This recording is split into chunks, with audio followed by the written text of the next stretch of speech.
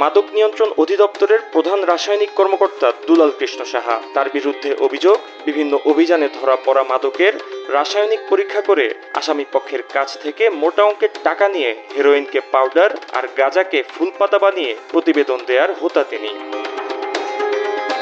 রাজশাহীর গোদাগাড়িতে পুলিশের অভিযানে জব্দ হওয়া 5 কেজি হেরোইন ও চট্টগ্রামের সীতাকুণ্ডে যৌথ অভিযানে 2 কোটি টাকার হেরোইনকে মোটা অঙ্কের টাকার বিনিময়ে অসম্পূর্ণ প্রতিবেদন দেন ডক্টর দুলাল কৃষ্ণ সাহা।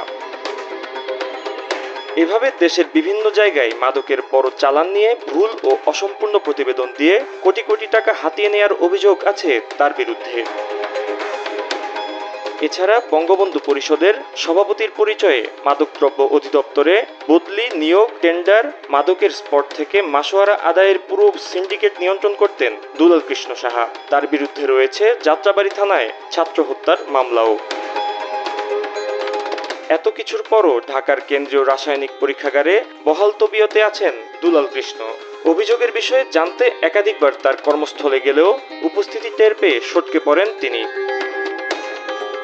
স্যারের দায়িত্বে যিনি আছেন, আমি ওনাকে বলেছি যে নিচে সাংবাদিক আসছে, আপনারা একটু দেখেন স্যার আছে কিনা, তারপরে আমি রিপোর্ট লিখতে চলে গেছি।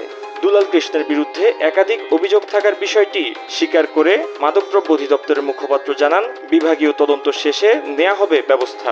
এই ব্যাপারে মহাপরিচালক মহোদয়ের নির্দেশে যেহেতু তদন্ত চলমান পর্যায়ে আছে, নির্দিষ্টভাবে অভিযোগ প্রমাণিত হয়, তাহলে এই ব্যাপারে আমরা ব্যবস্থা গ্রহণ করব।